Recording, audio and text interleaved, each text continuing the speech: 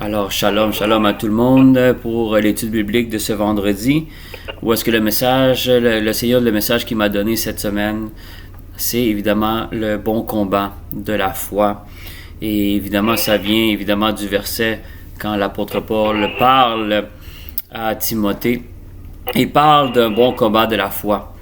Et évidemment, à chaque fois qu'on voit bon combat, quand on voit le mot bon, quand on voit le mot efficace, et tout autre genre de ce mot-là, ça veut dire que il peut avoir des bons combats, mais il peut avoir aussi des faux combats.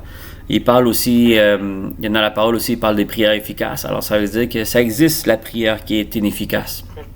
Mais pour pas rentrer dans ce sujet-là, c'est plus le bon combat de la foi. Alors, il faut s'assurer de rentrer dans ce bon combat-là. Alors, on va essayer de comprendre vraiment, évidemment par le Saint-Esprit, qu'est-ce que veut dire avoir le bon combat de la foi et quel est ce genre de combat qu'on va avoir sur la foi. Et ça, c'est important, bien aimé, parce que la foi, vous allez voir aujourd'hui dans l'étude biblique, même notre salut en dépend. Alors, c'est un sujet qui est très, très, très important. Quand on sait que ton salut est en jeu, ou ton salut peut être en jeu à cause de ce combat-là, je pense que chacun d'entre nous, enfants de Dieu, chrétiens, on devrait vraiment se poser la question, quel est ce bon combat que l'apôtre Paul parle à Timothée? Évidemment, ça se trouve dans le premier livre de Timothée, chapitre 6, verset 12. 1 Timothée 6, verset 12. Évidemment, il est en train de parler à Timothée, parce que quand vous lisez 1 Timothée, 2 Timothée, évidemment, c'est toutes les instructions que l'apôtre Paul donne à Timothée, qui est son fils spirituel. C'est lui qui l'envoie. Évidemment, Timothée était très, très, très jeune, et il l'envoie continuer à faire le ministère de l'apôtre Paul, parce qu'évidemment, on voit dans la lettre de Timothée on voit que l'apôtre Paul est vraiment dans la fin de cette vie sur terre, mais il est en train comme de déléguer tout son savoir, tous ses conseils, tout son amour, c'est la bonne nouvelle, l'évangile de Christ, c'est comme si il est tout en train de donner cette tâche-là à Timothée pour qu'il puisse continuer à avancer dans le ministère. Mais dans 1 Timothée 6,12, il parle « Combat le bon combat de la foi ». Alors, c'est très bon. Évidemment, le verset est plus long que ça, mais je veux vraiment qu'on s'arrête juste à cette phrase-là. Une phrase très simple. Il dit « Combat le bon combat de la foi ».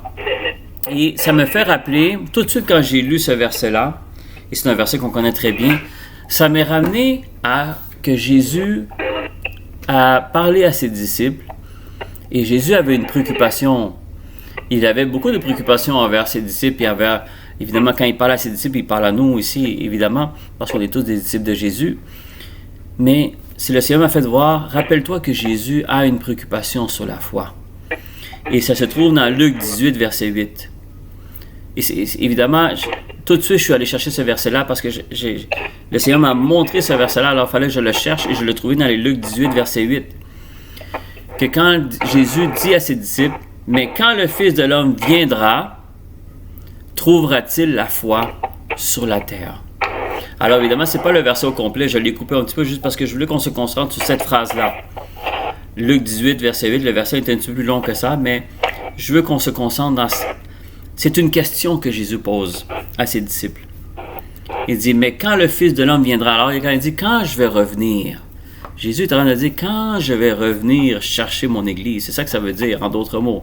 Quand je vais venir chercher mon Église, est-ce que je vais trouver la foi sur terre? Alors, imaginez-vous que Jésus pose cette question-là. Et alors, je l'ai déjà dit dans d'autres études bibliques, quand Jésus pose une question à bien-aimé, n'oubliez pas, c'est parce que Jésus n'a pas la réponse. Imaginez-vous toujours un professeur avec un élève. Quand un professeur pose la question à son élève, le professeur connaît la réponse. C'est juste qu'il veut que son élève puisse réfléchir à chercher lui-même la réponse. Mais le professeur a déjà la réponse. Il sait c'est quoi. C'est juste qu'il veut faire évoluer son élève, il veut le faire travailler, il veut le faire se débrouiller à chercher la réponse. Alors quand Jésus pose une question, Jésus a déjà la réponse. Il veut nous faire réfléchir. Il veut nous faire comme analyse qu'est-ce que je viens de dire, puis essaie de chercher la réponse par toi-même. Alors Jésus nous pose une question. Quand je vais revenir chercher mon Église, Est-ce que je vais trouver la foi sur la terre? C'est une question que Jésus pose, mais Jésus a la réponse. Mais ça reste que cette question-là est très préoccupante. Parce que Jésus, c'est sa préoccupation. Parce qu'il sait que quand il va revenir, il ne va pas trouver beaucoup de foi. C'est ce que ça veut dire. Il va en trouver, mais vraiment pas beaucoup.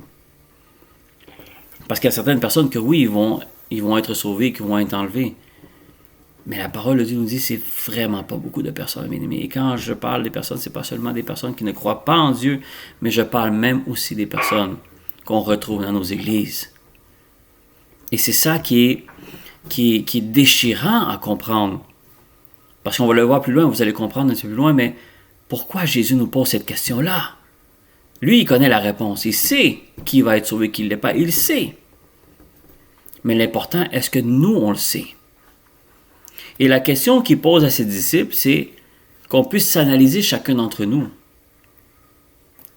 Et se poser cette question-là. Si Jésus vient ce soir, après l'étude biblique, est-ce que le Seigneur va trouver la foi que je devrais avoir en moi? Est-ce que Jésus, quand il va revenir, il va me trouver avec la foi qu'il veut que j'aie? Et c'est ça la question qu'il faut se poser. Parce que chacun d'entre nous, n'importe qui d'entre vous qui est là sur la ligne de prière ou qui m'écoute maintenant sur Internet, que vous êtes chrétien, si quelqu'un te pose la question, as-tu la foi en Jésus? Chacun d'entre nous, on va répondre oui. Mais est-ce qu'on est convaincu de cela? Lorsqu'on est convaincu, est-ce que vraiment tu dis oui à la personne, mais est-ce que dans ton cœur, tu es convaincu que la foi que le Seigneur nous demande d'avoir, est-ce qu'on l'a vraiment dans notre cœur? Pourquoi, mes amis? Parce que notre salut en dépend. C'est pas nos bénédictions en dépend ou ta réponse à ta prière en dépend. Non, non, non, non. Oui, ça aussi. Mais c'est pas ça le plus important. C'est ça que je veux dire comme non, non, non, non, non. C'est que ton salut en dépend. Et ça, c'est dans Éphésiens 2, verset 8. Éphésiens chapitre 2, verset 8. Ça nous le dit clairement. Il dit, car c'est pas la grâce que vous êtes sauvés. Alors, qu'est-ce qui nous sauve? C'est la grâce que Jésus a fait sur la croix. Ça, on sait. Parce qu'évidemment, si Jésus ne serait jamais venu, chacun d'entre nous, à moins qu'on soit le peuple d'Israël, le peuple choisi de Dieu, on n'a aucune façon d'être sauvés. Parce que nous sommes tous pécheurs. Et il n'y avait pas aucune façon, nous, de pouvoir demander pardon à Dieu. C'est Jésus, qu'est-ce qu'il a fait? Jésus, qui a porté nos péchés et qui est allé à la croix. Et tout ça fait en sorte qu'aujourd'hui, on reçoit quelque chose qui s'appelle la grâce. Alors, c'est pas par nos efforts, c'est pas pour nos beaux cheveux ou nos beaux yeux ou nos diplômes. Non, il n'y a rien de tout ce qu'on a fait qui fait en sorte qu'on mérite d'être sauvé. C'est une grâce. C'est quelque chose qu'aucun d'entre nous le mérite. C'est ce que ça veut dire. Alors, ça, il faut comprendre que c'est par la grâce que nous sommes sauvés. Mais par quelle façon cette grâce-là peut opérer en nous pour qu'on soit sauvés? C'est par le moyen de la foi. C'est ce que le verset dit. Car c'est par la grâce que vous êtes sauvés par le moyen de la foi. Vous voyez, la phrase n'est pas finie. Là, ça finit. Il y a là un point. Mais quand il dit que vous êtes sauvés par la grâce, vous êtes sauvés, il y a virgule. Ça veut dire que la phrase n'a pas fini. C'est virgule. Il dit par le moyen de la foi. Alors la foi doit être accompagnée sur cette grâce-là pour que tu sois sauvé. Et c'est pour ça qu'il dit, cela ne vient pas de vous, mais c'est le don de Dieu.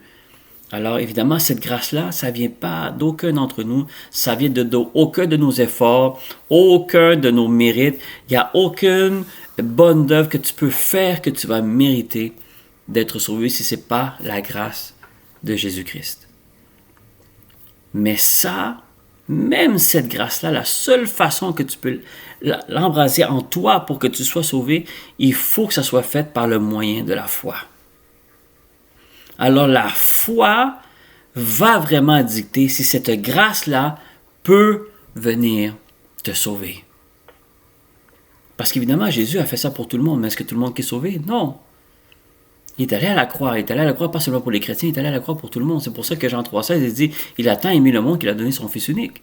Alors il a fait ça pour tout le monde. Mais est-ce que c'est tout le monde qui a la foi? Non, alors c'est pas tout le monde qui sera sauvé.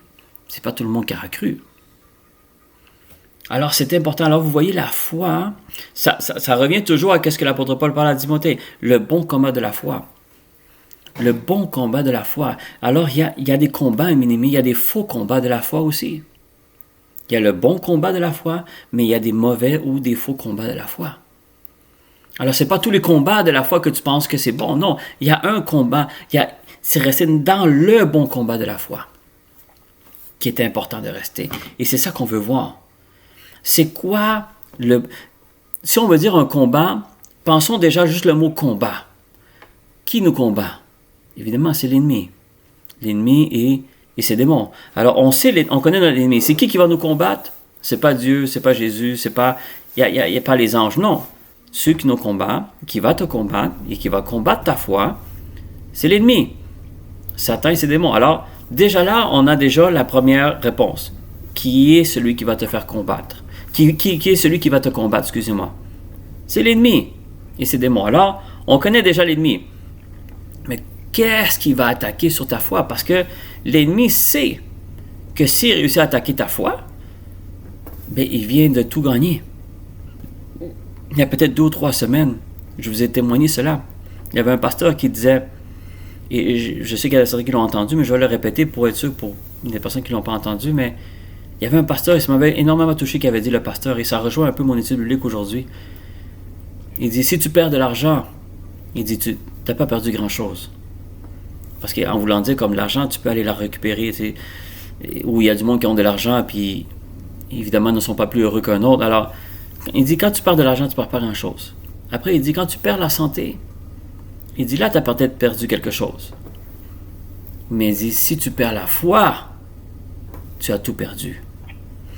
Alors, le pasteur, qu'est-ce qu'il voulait nous dire? C'est que oui, peut-être qu'on peut, dans notre vie, on ne sera peut-être pas riche, on va peut-être avoir des pertes d'argent, on va peut-être faire des mauvais choix financiers dans la vie. Oui, ça va arriver. Mais si tu restes toujours avec le Seigneur, tu ne manqueras jamais de rien. Ça ne t'a pas à t'inquiéter là-dessus. Alors, c'est pour ça qu'il dit, si tu perds l'argent, tu n'as pas perdu grand-chose, inquiète-toi pas.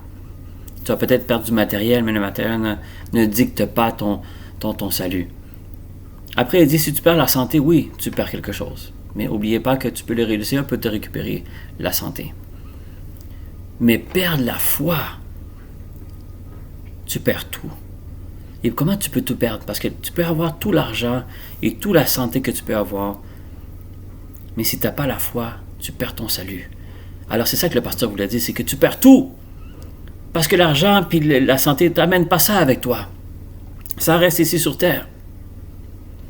La seule chose qui part d'ici, c'est ton âme. C'est lui qui est éternel, c'est pas ton corps, c'est ton âme qui est éternelle. Mais à cause de cette grâce-là que Jésus nous a donnée et que toi tu l'embrasses avec cette foi-là, fais en sorte que ton âme est sauvée. Alors c'est pour ça que l'ennemi sait très bien que s'il t'enlève la foi, il t'enlève tout. Si tu es un chrétien qui va à l'église et qui prie, c'est bien, mais si tu n'as pas la foi, tu n'as rien. C'est ça que le pasteur voulait nous dire et ça m'avait touché, ça m'a toujours marqué ça. Parce que l'ennemi ne va pas souvent attaquer seulement ta santé ou les finances, non. Souvent on pense que c'est l'ennemi, c'est pas toujours l'ennemi. L'ennemi va attaquer ta foi. Parce que c'est là le vrai combat. Le bon combat, c'est sur la foi. C'est là où est-ce que tu vas vivre le vrai combat. Parce qu'il y a beaucoup de personnes qui vont réussir financièrement. Je l'ai dit souvent, les païens réussissent financièrement. Les païens réussissent à avoir des enfants en santé et des enfants qui réussissent et des enfants qui ont des diplômes et des enfants qui ont des doctorats. Ils sont païens, ils n'ont pas le Seigneur, ils réussissent. Le Seigneur nous l'a montré, ils sont capables d'y arriver. Mais ces personnes-là, si Jésus revient, ils ont tout perdu. Parce que tu peux avoir tout ce que tu voudrais ici sur terre. Tu peux être l'homme le plus riche au monde. Mais qu'est-ce qu'il y en est de ton salut? Parce que le reste, c'est l'éternité. C'est long, mes bien-aimés. Alors c'est pour ça que Jésus et même le Saint-Esprit à travers l'apôtre Paul se concentrent beaucoup sur la foi, mes bien-aimés. Et ça, c'est quelque chose que chacun d'entre nous, en tant que chrétien, on doit vraiment se poser la question, est-ce qu'on a vraiment la foi? Est-ce que quand Jésus revient, est-ce qu'il va trouver la foi sur chacun d'entre nous? C'est ça la préoccupation que Jésus a dans Luc 18:8. Il se préoccupe vraiment en disant, quand je vais revenir les chercher, est-ce que je vais être capable de les prendre avec moi? En d'autres mots, c'est ce que ça veut dire. Parce qu'il sait que si tu n'as pas la foi, il ne peut pas te prendre. Il faut qu'il trouve quelqu'un avec la foi pour qu'il puisse être enlevé ou pour qu'il puisse être sauvé. Et c'est ça la préoccupation. Si Jésus était préoccupé là-dessus, il l'est encore parce qu'évidemment, il est toujours vivant. Alors, je ne veux pas parler au passé. Mais cette phrase-là, il l'a dit il y a 2000 ans. C'est pour ça que je parle au passé des fois, c'est si Jésus avait cette préoccupation-là et il l'a dit à ses disciples, si c'est une préoccupation pour Jésus, ça doit être une préoccupation pour nous. Si Jésus est préoccupé sur ce sujet-là, chacun d'entre nous, mes bien-aimés, on devrait être préoccupé sur ce sujet-là. Alors, c'est important de savoir et de s'évaluer. Et dire, est-ce que j'ai vraiment la foi? Je pense que oui, mais je ne suis pas sûr. Moindrement que tu n'es pas sûr, je pense que c'est le moment de prier et demander au Seigneur, Seigneur, si je manque de foi ou si je n'ai pas le niveau de foi que je dois avoir, s'il te plaît, montre-moi là. Je ne veux pas, Seigneur, que quand tu vas venir, manquer le train. Je ne veux pas être mis de côté parce que j'ai manqué de foi. Et bien aimés, c'est tellement important. Et si le Seigneur aujourd'hui nous parle de cela, c'est parce que c'est important. Je sens, mes bien-aimés, que le Seigneur est proche. Et avec le témoignage de ce pasteur-là que j'ai dit un peu plus tôt, j'étais pas sur Internet en ce moment-là, mais il y a des pasteurs, des grands pasteurs de grandes églises qui sont en train de se repentir et de avouer devant leur assemblée qu'ils étaient dans l'erreur. Mais bien aimé, un homme, ça peut être une femme aussi, mais cet homme-là qui s'est levé, c'est parce qu'il a eu peur pour son salut. Il a eu peur pour son salut. Et le problème, bien aimé, c'est que quand tu es dans l'erreur ou quand tu es dans le mauvais chemin, l'ennemi fait en sorte que malheureusement, spirituellement, tu es aveuglé, tu ne le réalises pas. Le monde essaie de te le dire, mais tu es tellement convaincu que tu es dans le bon chemin, mais tu ne l'es pas. C'est pour ça que la parole de Dieu dit, il faut s'évaluer constamment. Être sûr qu'on n'est pas à droite ou à gauche, parce qu'on est convaincu qu'on est dans le bon chemin. C'est pour ça que dans l'Apocalypse, Jésus il dit, je préfère que tu sois froid ou chaud, mais pas tiède. Ah, on connaît ce verset-là. C'est parce que quand tu es froid, tu as pris ta décision. Quand tu es chaud, tu as pris tu le sais que tu es loin de Dieu, puis tu sais que tu es proche de Dieu. Quelqu'un qui est dans le froid ou dans le chaud, il sait où est-ce qu'il est. Mais celui qui est tiède, mes bien-aimés, c'est une personne qui est convaincue qu'il est chaud, mais il ne l'est pas. Et c'est pour ça que Jésus déteste quelqu'un qui est dans le tiède. Il dit, je te vomirai dans ma bouche. Bien aimé, il préfère même que tu sois froid que tu sois tiède. Pourquoi? Parce que froid, au moins cette personne-là a pris une décision. Et elle sait ce qu'il fait, et elle est convaincue qu'elle a pris la décision de ne pas croire en Dieu ou de ne pas suivre Jésus. Mais quelqu'un qui est tiède, mes bien-aimés, c'est quelqu'un qui est convaincu qu'il est chaud, mais qu'il ne l'est pas. Et c'est ça, Jésus déteste ça. Et c'est pour ça, mes bien-aimés, on ne veut pas être tiède. Et quand il parle de tiède, il parle de la foi. Il parle de cette relation-là que tu as avec Jésus. Est-ce que la foi que tu as en ce moment fait en sorte que tu ne perds pas ton salut? Et ça, c'est une question tellement importante. Et c'est pour ça qu'il dit, c'est par la grâce que vous êtes sauvés. Alors, je répète encore, mais juste pour qu'on comprenne très bien. Il n'y a aucune œuvre dans cette terre que tu peux faire que tu mérites d'être sauvé. Il n'y a rien. Ça, c'est Jésus qui l'a fait et c'est une grâce. Il n'y a aucun d'entre nous qui le mérite. Mais ça doit être pris par la foi. Parce que tout le monde sait c'est qui Jésus. Tout le monde sait que Jésus était à la croix. Même que tu y crois, tu ne crois pas, tout le monde connaît cette histoire-là. Mais est-ce que tu as la foi que cette histoire-là est vraie? C'est ça qui fait la différence. Et c'est pour ça qu'il y a quelques temps, j'allais dire quelques années, mais je ne sais pas ça fait combien de temps, le Seigneur m'avait donné un message sur la différence entre croire en Dieu et avoir foi en Dieu. Je n'aurai pas le temps de développer cela, mais c'était un message très puissant parce que tout le monde peut croire en Dieu, mais ce n'est pas tout le monde qui a foi en Dieu. Tout le monde peut croire en Jésus, mais ce n'est pas tout le monde qui a foi en Jésus. Parce que la foi va toujours déterminer à la réaction que tu vas avoir d'obéir au Dieu que tu crois. Que tu comprennes ou que tu ne comprennes pas, c'est pas ça qui est important. Qu'est-ce qui est important, c'est que si on te le dit, tu le fais. Ça, c'est ce qu'on va voir maintenant. C'est une ferme assurance. Et c'est ça que l'ennemi va t'attaquer. Le combat de la foi, mes bien-aimés, l'ennemi va attaquer une chose, et je vais vous le lire maintenant. Dans Hébreux 11, verset 1, un verset que tout chrétien connaît très bien, qui nous explique qu'est-ce qu'est la foi. Il faut que tu comprennes. Si tu veux être dans le bon combat de la foi, il faut que tu comprennes qu'est-ce qu'est la foi.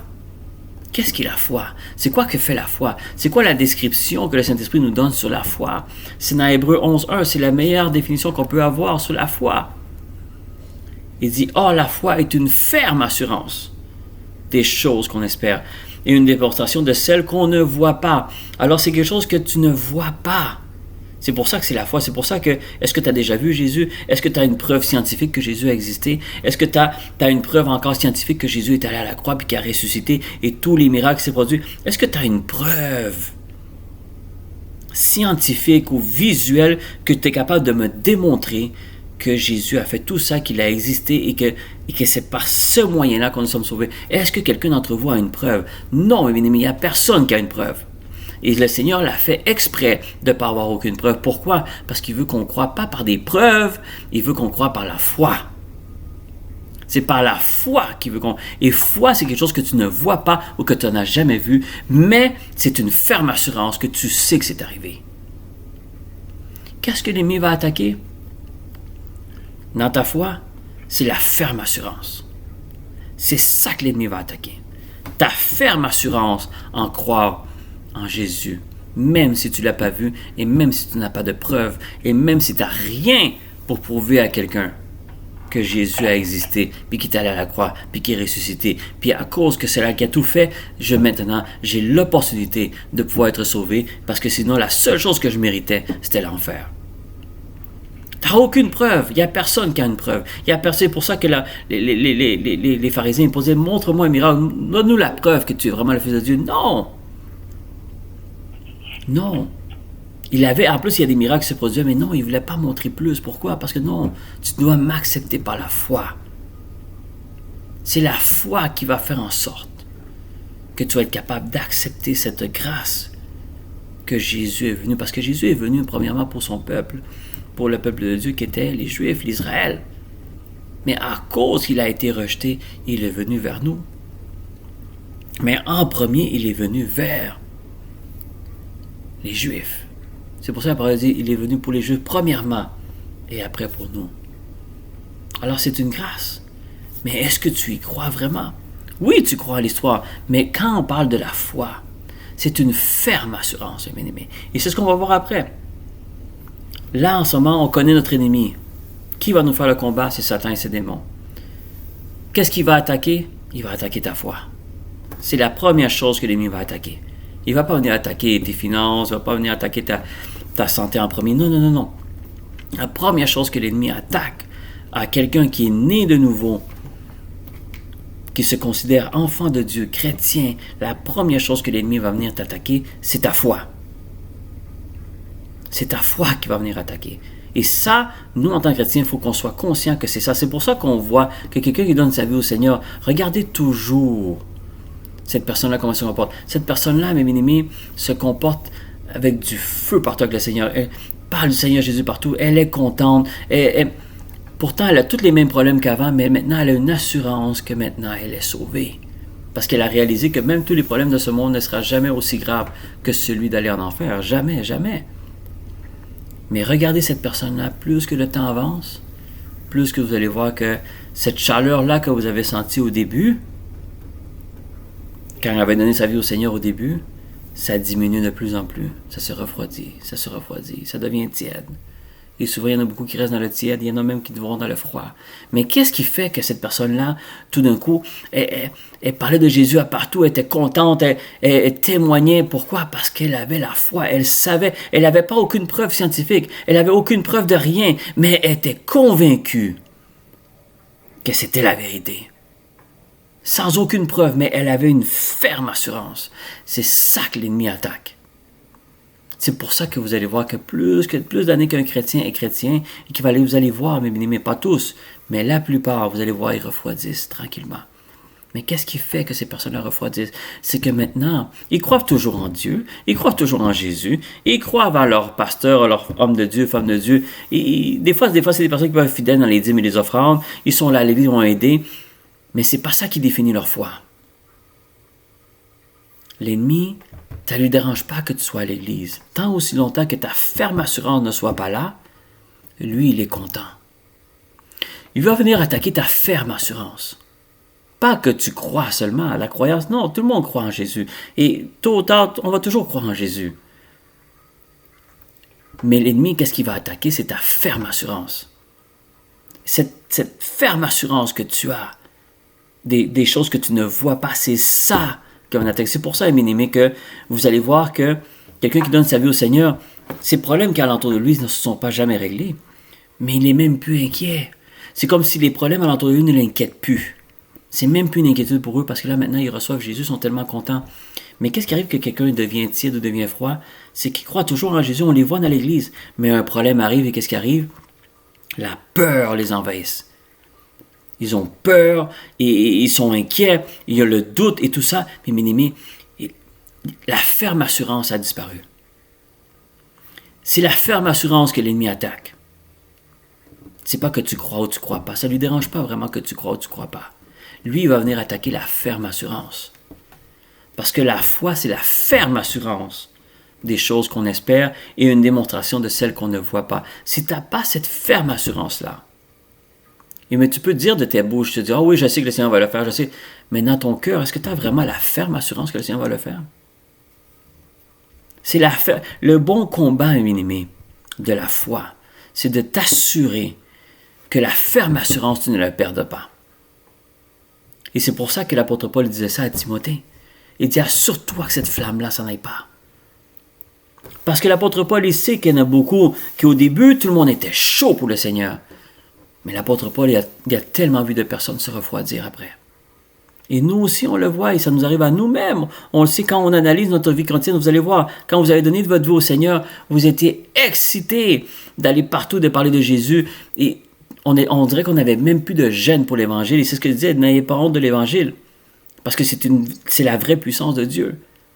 On n'avait pas honte, on était capable. Et même si on était rejeté, ça ne nous dérangeait pas. Parce qu'on savait que Jésus était plus important.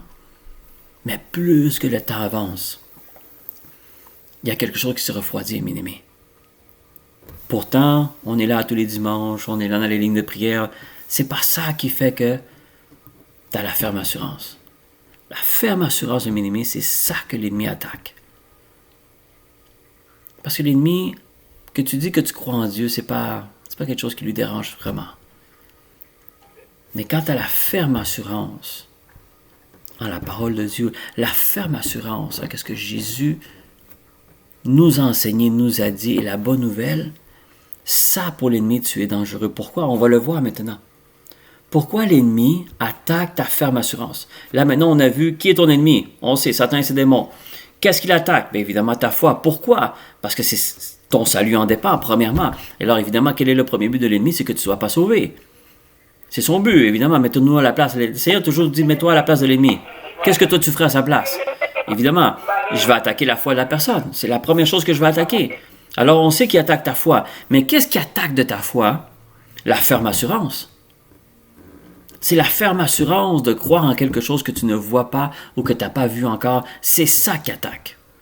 Pourquoi? Parce que quand un chrétien n'a pas la ferme assurance, même s'il croit en Dieu, même s'il prie, même s'il jeûne, cette personne-là n'a pas la ferme assurance. Ça veut dire que cette personne-là, l'ennemi peut venir, il peut la mettre en doute, il peut l'inquiéter, puis il peut la mettre en esprit de peur facilement. Pourquoi? Parce que cette personne-là, elle a perdu la ferme assurance. C'est la ferme assurance qu'il ne faut pas perdre. Et regardez ce que Jésus nous dit dans Marc 11, versets 22 à 24. Ça, c'est une promesse, bien-aimé. Ça, c'est quelqu'un qui a la ferme assurance à ce que Jésus te dit. Alors, le Marc 11, 22 à 24, tu vas y croire. Je vais le lire pour vous. Marc 11, versets 22 à 24. Jésus prit la parole et leur dit, « Ayez foi en Dieu. » Encore une fois, Jésus parle de la foi. On sait, toute la parole de Dieu est basée sur la foi. C'est la foi, bien-aimé, qui fait la différence. Il dit, je vous le dis en vérité. Si quelqu'un dit à cette montagne, ôte-toi de là et jette-la dans la mer, Et s'il ne doute point, vous voyez, avoir la ferme assurance, c'est que tu ne doutes pas. Mais plusieurs d'entre nous, bien-aimés, malheureusement, on dit qu'on a la foi, mais on doute souvent. Et quand je dis on, bien-aimés, ne vous inquiétez pas, je ne me gêne pas, je m'inclus. Ça m'arrive souvent, bien-aimés, qu'on doute. Mais il dit, il ne faut pas que tu doutes. Ne doute point dans ton cœur. Que dans ton cœur, il faut qu'il n'y ait aucun doute. C'est ça la ferme assurance. Mais crois de ce qu'il dit, arrive et le verra s'accomplir. Alors vous voyez comment, regardez, on va arrêter là, mais c'est ça la ferme assurance des choses qu'on espère. Qu'est-ce qu'on espère, nous? C'est que cette montagne-là se déplace. Alors quand il parle de montagne, il parle d'un obstacle qu'on a devant nous qui est, quand il parle de montagne, ça veut dire que c'est quelque chose qui est, pour l'homme, c'est impossible à déplacer. Qui peut déplacer une montagne? C'est impossible. Même avec la technologie qu'on a en 2022, il n'y a personne qui peut déplacer une montagne. Mais là, il parlait dans le spirituel, évidemment, il ne parlait pas d'une vraie montagne. Mais il dit que si tu ne doutes pas dans ton cœur, et tu y crois vraiment que ça va arriver, il dit, cette montagne-là, elle va se déplacer, puis tu peux même la demander de jeter à l'eau. Ça veut dire, quand tu la jettes à l'eau, quand tu jettes quelque chose à l'eau, qu'est-ce qui arrive? Il disparaît. Alors, l'obstacle qui est devant toi, avec la foi que le Seigneur nous demande d'avoir, c'est que tu es capable de prendre cet obstacle-là et la jeter à l'eau, et qu'est-ce qui arrive dans l'eau? Ça va couler, tu ne la verras plus. Et c'est pour ça, regardez, ça revient beaucoup à ce que Hébreux 11.1 nous dit. Ferme assurance de qu'est-ce que tu espères. Alors, qu'est-ce que tu espères? C'est que la montagne se déplace et qu'elle disparaisse.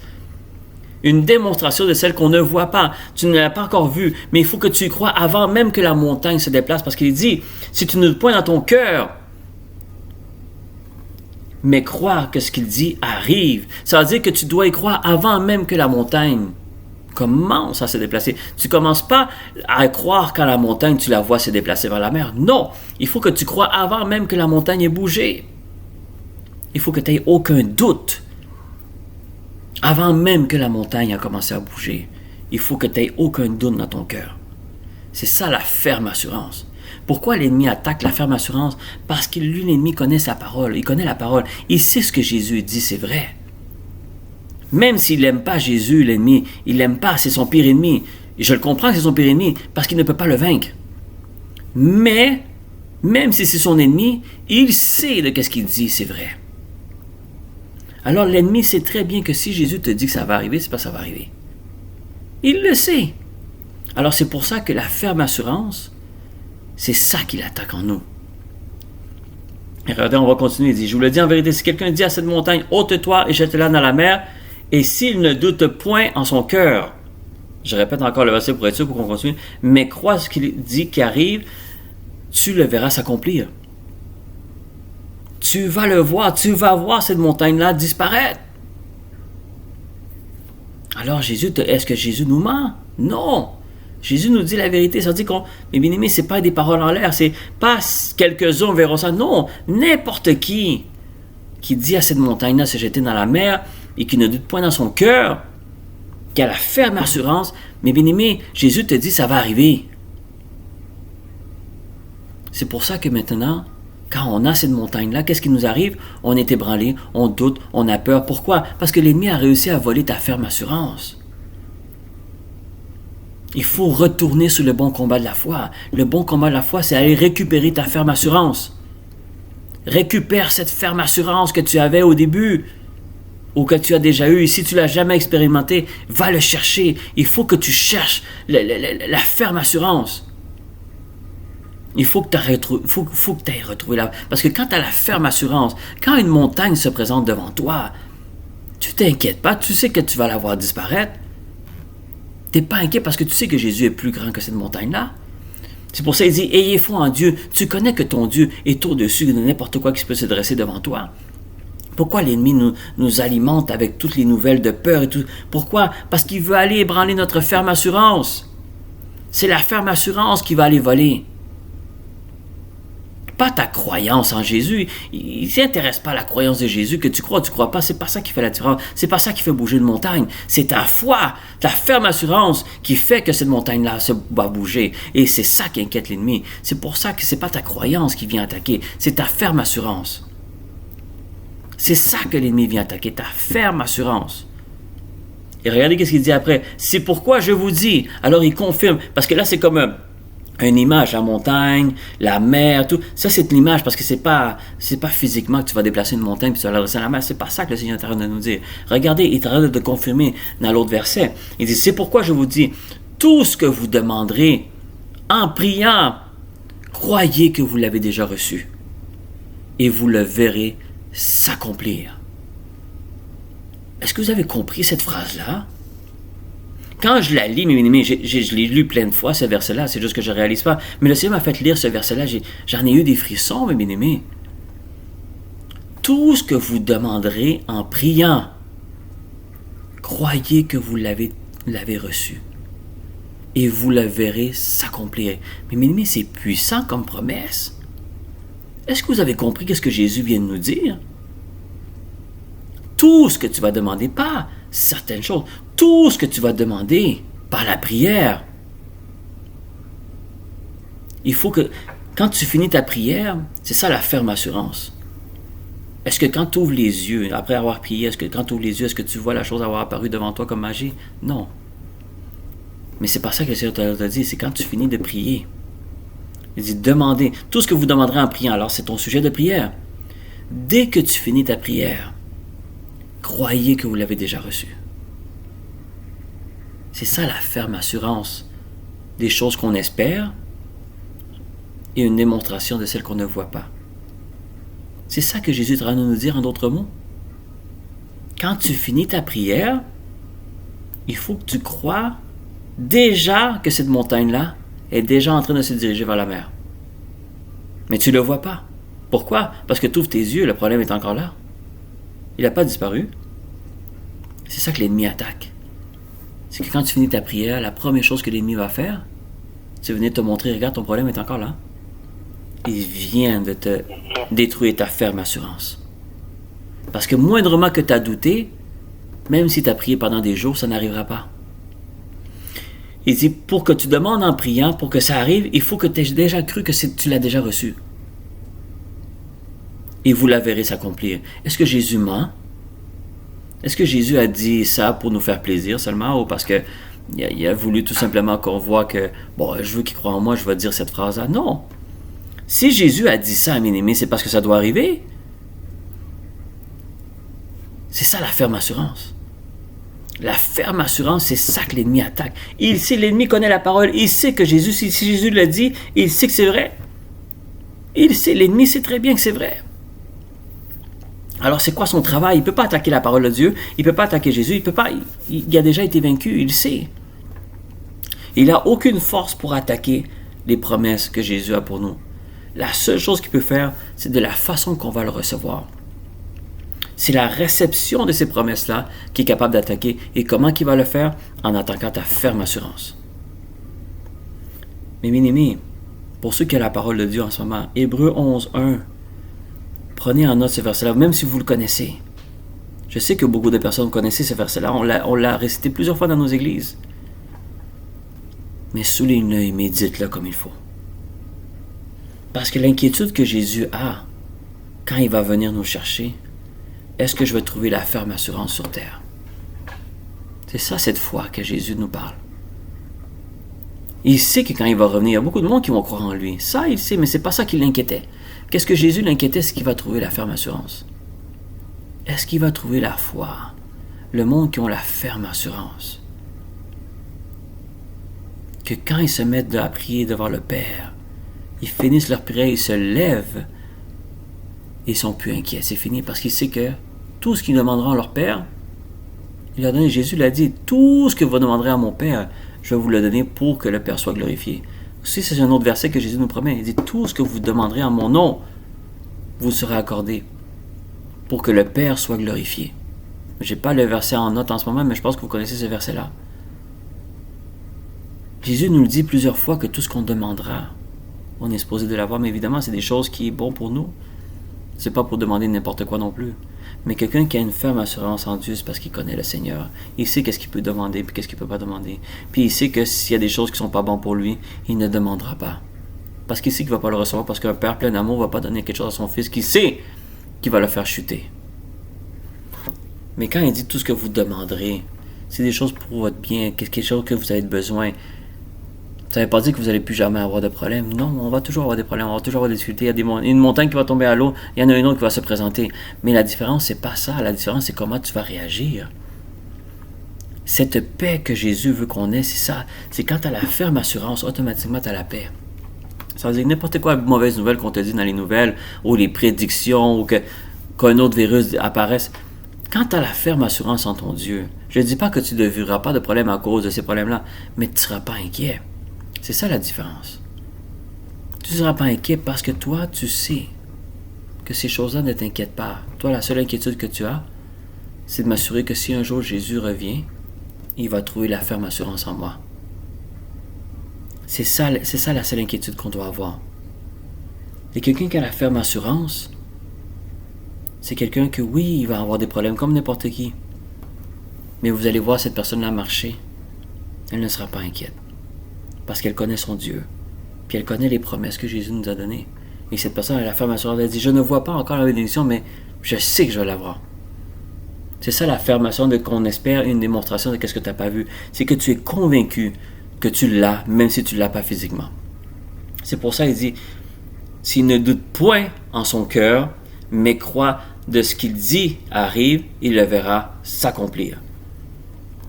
Alors, il faut que ton cœur n'ait aucun doute. Il faut que tu aies cette ferme assurance-là avant même que tu vois la montagne commencer à se déplacer vers la mer. Et c'est pour ça que beaucoup de chrétiens, ils ont dit « Ah, je veux vraiment croire en Dieu quand je vais recevoir ça. » Non, bien aimé, c'est l'inverse. Ça, c'est l'ennemi qui essaie de te dire l'inverse que dit la parole. La parole de Dieu ne dit pas ça. Il faut que tu crois avant même que tu l'aies. Que ce soit guérison, que ce soit n'importe quoi, un talent qui t'a donné, n'importe quoi sujet de prière que tu as.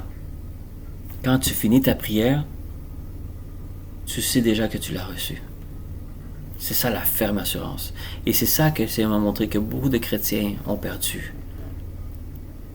Beaucoup de chrétiens prient, beaucoup de chrétiens jeûnent, beaucoup de chrétiens font plein de choses. Gloire à Dieu, parce que c'est des bonnes choses à faire. Mais si la foi n'est pas là, c'est comme le pasteur avait dit, que je vous disais au début, si tu n'as pas la foi, tu n'as rien. Tout le reste ne sert à rien. Même la dîme et les offrandes que tu donnes doit être faite par la foi. Tu ne le fais pas parce que je vais donner ma dîme pour être béni financièrement. Non, bien-aimé, tu es dans l'erreur, c'est pas ça. C'est quand tu donnes ta dîme aux offrandes, c'est parce que tu as à cœur que son royaume avance. Tu veux pas, tu veux que ce ministère-là continue à avancer parce que tu crois en ce ministère-là et tu sais que ce ministère-là prêche la vérité et tu sais que ce ministère-là bénit des personnes et tu sais que ce ministère-là sauve des âmes. Mais bien aimé, quand tu sais et tu crois en ce ministère-là, c'est là que tu donnes ta dîme. Mais tu ne donnes pas ta dîme parce que tu dis, je vais recevoir 100 fois plus comme la parole. Non, tu ne donnes pas de cette façon-là. Ce n'est pas un cœur que le Seigneur veut. Non, tu donnes parce que tu veux collaborer, que ce ministère continue à aider ceux qui sont dans le besoin. Et là, le Seigneur va te bénir. C'est une promesse qui va te bénir. Mais ta ferme assurance, c'est pas que tu vas recevoir de l'argent en retour. Non, ta ferme assurance, c'est que Seigneur, je veux que ce ministère-là continue à sauver des âmes, que tu puisses continuer à utiliser ce ministère-là. Et Seigneur, que mon 10% puisse servir, ou mon offrande puisse servir pour que ce ministère-là avance. Ça, c'est quelqu'un qui a une ferme assurance pour le royaume. Et le Seigneur va bénir. Inquiétez-vous pas pour cette personne. Pour quelqu'un qui est fidèle dans les 10 000 offrandes, bien-aimé, je ne suis pas trop inquiet avec cette personne-là si elle le fait avec foi, évidemment. S'il le fait avec des bonnes valeurs, on pourrait dire, ou des bonnes intentions. C'est ça que je cherchais comme mot. Cette personne ne manquera jamais de rien, bien-aimé. Elle sera peut-être pas riche, mais je peux vous assurer que moindrement qu'elle aura une difficulté, sa prière va avoir du poids. Mais le plus important, bien-aimé, c'est la ferme assurance.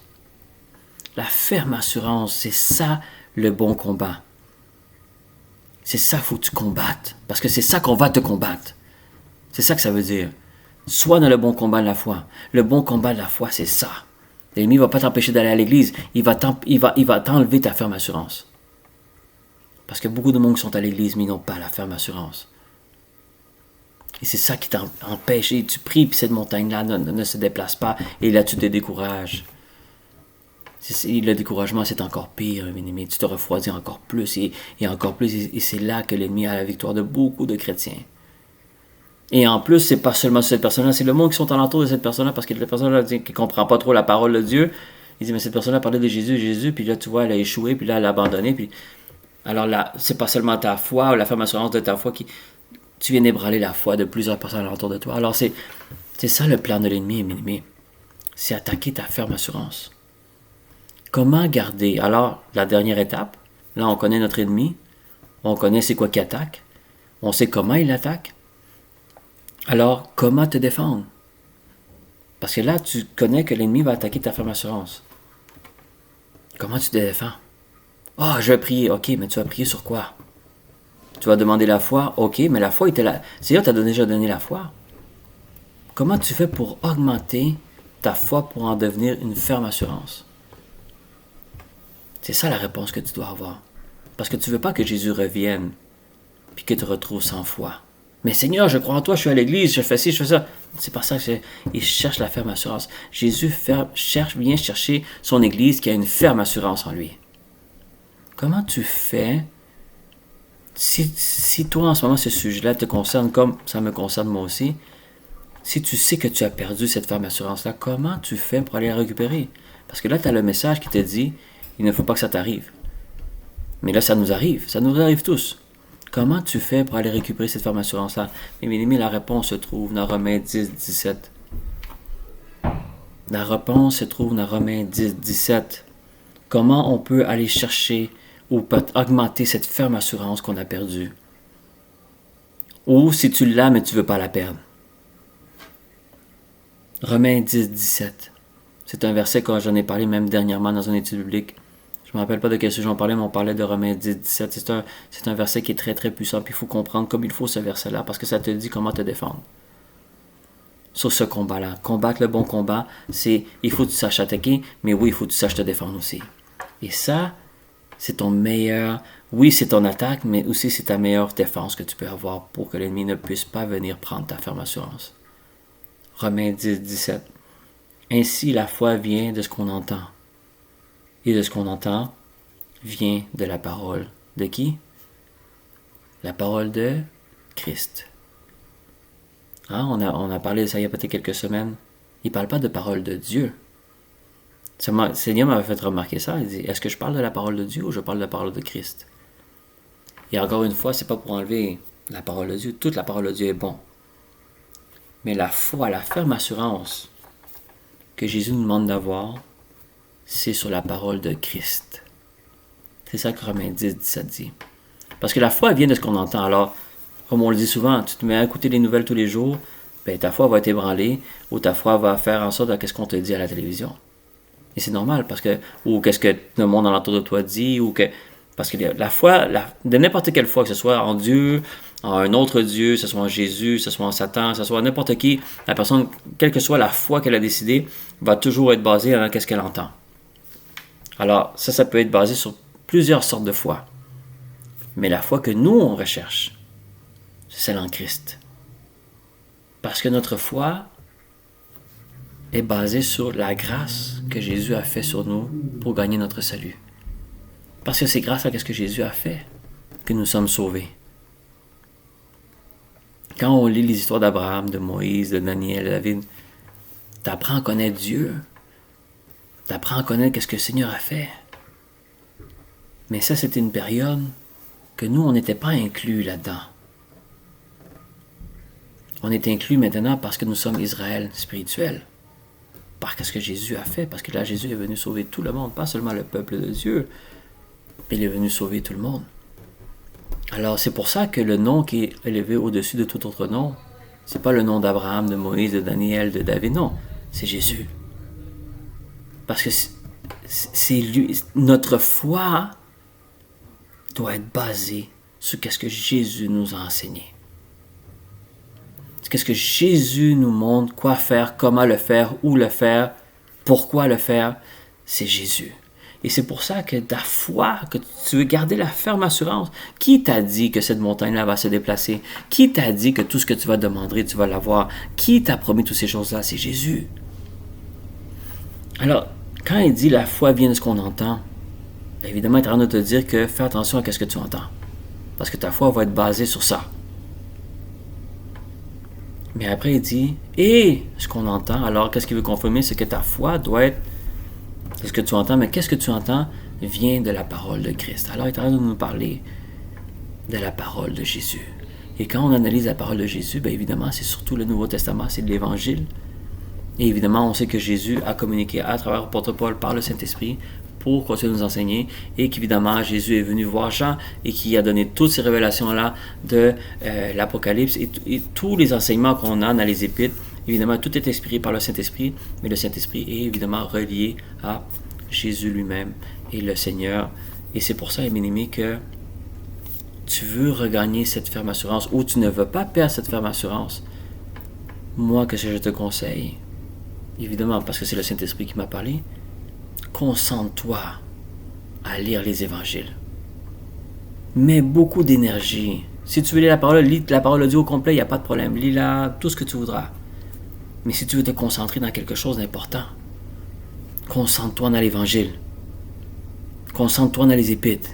Concentre-toi parce que c'est là les nouvelles révélations. C'est là, je vais finaliser le message avec ça, mais il y a quelque temps, le Seigneur m'avait donné cette révélation-là et c'est drôle parce que quelque temps après, j'ai entendu un pasteur sur Internet qui a dit pratiquement la même chose que le Seigneur m'avait montré, mais la parole de Dieu, tout est bon. Il faut comprendre la parole de Dieu. Tout ce qui est écrit est bon parce que ça vient de Dieu. Mais il faut toujours, il y a 3 étapes dans la parole de Dieu. Il y a l'Ancien Testament. L'Ancien Testament, le Seigneur me l'a comparé comme la chenille. Hein, une chenille, on voit une chenille, c'est pas un papillon encore, c'est une chenille. Mais la chenille est destinée à devenir quelque chose. Alors, tout ce qui est l'Ancien Testament, c'était pour nous préparer évidemment, à l'arrivée de Jésus. Parce que c'est pour ça que quand tu lis l'Ancien Testament, c'est bien, mais si tu veux lire l'Ancien Testament vraiment avec l'aide du Saint-Esprit, montre au Saint-Esprit qui te montre Christ. Dans chaque livre de l'Ancien Testament. Il va toujours te montrer, parce que Christ est révélé dans tous les livres de l'Ancien Testament. Pourquoi? Parce que quand tu vois une chenille, tu ne vois pas le papillon, mais tu sais qu'à l'intérieur, il est prêt. Il y a quelque chose du papillon à l'intérieur. Pourquoi? Parce qu'il va devenir un papillon un jour. Mais pas encore. C'est une chenille. Et là, quand Jésus est venu, mais le papillon n'était pas encore là. C'est comme si quand Jésus est venu, ça m'a donné l'image comme quand la chenille devient un cocon. Il se renferme dans un cocon, là c'est comme ouf! Il y a une transformation qui est en train de se produire. Et on sait que ça dure, je ne suis pas trop expert dans ces affaires-là, mais je sais que ça dure des heures ou peut-être même des jours qu'il est dans un cocon. Mais il y a un certain temps qui est là, mais dans ce cocon-là, tu ne vois rien. Tu vois juste un cocon, mais tu ne vois pas cette transformation-là. Alors, c'est comme si l'arrivée de Jésus sur terre, c'est comme si ce cocon-là, la chenille est devenue un cocon. Et évidemment, quand Jésus est ressuscité et quand le Saint-Esprit est venu, c'est là qu'on a vu le cocon. C'est pour dire à la croix, on voit que ça s'est déchiré. Il y a un voile qui s'est déchiré. Il y a quelque chose qui a changé, mes amis. Dans le spirituel, il y a quelque chose qui a changé, qui a shifté à la mort et à la résurrection de Jésus. Et évidemment, quand l'arrivée du Saint-Esprit est venue, c'est là où est-ce qu'on a eu toutes les révélations, mais c'est là où est-ce que le cocon a déchiré. Et que le papillon est sorti. Alors, vous voyez, il y a comme 3 parties. Il y a la chenille, il y a le cocon et il y a le papillon. Alors, quand Jésus est venu, il n'est pas venu abolir la parole de Dieu. Il l'a dit, je ne suis pas venu l'abolir, je suis venu l'accomplir. Alors, c'est comme si comment je pourrais dire, le papillon n'est pas nécessairement dire, j'ai pas besoin de la chenille. Non, tu as besoin de la chenille. Sinon, sans la chenille, tu ne peux pas devenir un papillon. Tu peux pas te vanter de devenir un papillon par toi-même. Tu as eu besoin de la chenille, puis qu'elle devienne un cocon, puis que tu deviennes un papillon. Alors vous comprenez, dans le spirituel, c'est la même chose. L'Ancien Testament, c'est bon. Mais c'est bon pour comprendre la base et de comprendre qu'est-ce que Dieu a fait avec son peuple et qu'est-ce que Dieu est capable de faire avec nous aussi. Parce qu'il est le même hier, aujourd'hui, éternellement. Mais, maintenant, c'est pas la chenille que tu veux vénérer. C'est le papillon. C'est le papillon qui fait que, wow, il y a un changement, il y a une transformation, il y a quelque chose que la chenille n'a jamais vu auparavant. Et c'est pour ça que quand on voit Abraham, quand on voit Moïse, c'est toutes des personnes qui, on voit dans la parole, Christ est mentionné de différentes façons. Mais ils ont espéré voir un jour Jésus, ils n'ont pas pu. La chenille, elle a hâte de devenir un papillon. Et c'est pour ça, à minimé, que pourquoi je vous donne on pourrait dire cette image-là que ça m'avait donnée il y a quelque temps. c'est ta foi doit être bâtie sur Christ. Abraham nous a montré c'est quoi la foi. Et justement, on avait parlé la semaine passée, adorer Dieu, c'est pas vraiment la louange, mais c'est d'obéir à la parole de Dieu. Et Abraham nous a donné l'exemple que même quand il a demandé d'être sacrifié son fils, il allait le faire. Et si Dieu ne l'aurait pas arrêté, il l'aurait fait. Et pas parce qu'il est méchant ou il n'est pas un bon père, c'est parce qu'il obéissait à Dieu avant tout. C'est l'exemple de foi qu'on peut avoir dans la parole de Dieu. C'est bien Abraham et de plusieurs hommes, mais Abraham est un exemple. Mais notre foi, mes bien-aimés, c'est pas qu'est-ce que Abraham a fait au passé, qu'est-ce que Jésus a fait. C'est qu'est-ce que Jésus a fait qui fait que... C'est pour ça que les pharisiens étaient complètement déstabilisés parce que les enseignements de Jésus, ils ne comprenaient pas. Évidemment, ils n'avaient pas compris le royaume spirituel. Les autres, ils voyaient seulement qu'est-ce que les yeux voyaient, mais la foi, c'est une forme assurante de quelque chose que tu ne vois pas. C'est pour ça que la foi vient de ce qu'on entend, mais ce qu'on entend, c'est pour ça que l'apôtre Paul disait ça aux Romains, inspiré du Saint-Esprit. Il dit, concentre-toi dans la parole de Christ. Parce que tu ne veux pas perdre ta ferme assurance. Et ta ferme assurance, c'est Jésus qui va te la donner. C'est Jésus qui va te donner cette ferme assurance-là. C'est ce que Jésus nous a enseigné, c'est les promesses de Jésus, et c'est ce que Jésus a fait pour nous. C'est ça ta ferme assurance. Et ça, il ne faut pas que tu sortes de cette ferme assurance-là, parce que quand tu perds cette ferme assurance-là, tu as perdu le combat. C'est ça le bon combat de la foi, mes amis. Le bon combat de la foi, c'est que ta ferme assurance va être attaquée. Et nous, il ne faut pas la perdre. Il ne faut pas que tu perdes cette ferme assurance-là. Sinon, tu vas avoir perdu le combat. Parce que si tu perds cette foi-là, tu as tout perdu. Le reste, tout peut se récupérer. Mais une fois que le Seigneur vient nous chercher, puis tu n'avais pas la foi, ça ne se récupère pas, mes amis. Il faut, si Jésus était préoccupé de savoir si son Église allait avoir la foi, ou peut-être dire en d'autres mots, est-ce que mon Église va toujours avoir la ferme assurance? Si Jésus était préoccupé, mes amis, on doit l'être nous aussi. Et aujourd'hui, le Seigneur te pose comme question. Et tu peux répondre, après l'étude biblique, tu pries, tu demandes au Seigneur.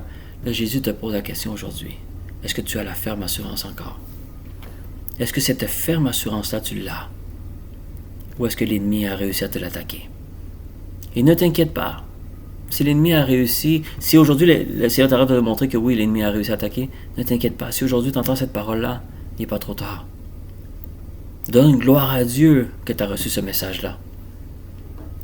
Mais là, le Seigneur t'a donné la solution. Concentre-toi à relire l'Évangile. Concentre-toi à lire qu'est-ce que Jésus nous demande de faire. Parce que quand tu as la ferme assurance, ça veut dire que quand Jésus te demande quelque chose, c'est comme l'adoration, on parlait la semaine passée, tu n'hésites pas, tu le fais. Parce que tu y crois. Alors c'est de relire qu'est-ce que Jésus nous enseigne, qu'est-ce que le Seigneur nous parle du royaume, comment le Seigneur nous dit dans plusieurs façons comment être sauvé, comment quelqu'un peut perdre le royaume ou comment il peut le gagner. Toutes ces choses à minuit, c'est tellement important pour nous de comprendre.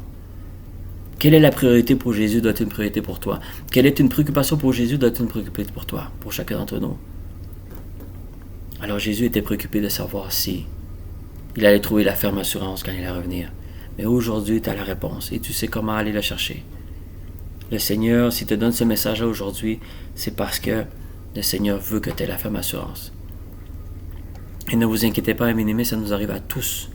À tous, ça nous arrive à tous qu'on est combattu dans la ferme assurance. On ne va pas contre un ennemi qui est faible, on parle d'un ennemi qui est très puissant, mais nous, on sert le Dieu Tout-Puissant. Ne vous inquiétez pas, ça nous arrive tous. L'important, c'est de prendre conscience qu'on l'a et de prendre action pour aller le récupérer par contre. Il faut aller récupérer cette ferme assurance. Et c'est ça le bon combat de la foi que l'apôtre Paul enseigne à Timothée et qui nous enseigne à nous. Il ne faut pas perdre ce combat-là. C'est le combat le plus important qu'on a dans notre vie. C'est le combat de la foi. Parce que notre salut en dépend. Pas seulement la montagne qui se jette à l'eau, mais notre salut aussi. Alors je demande que le Seigneur vous bénisse abondamment, bien-aimés, avec ce message que le Seigneur nous a donné.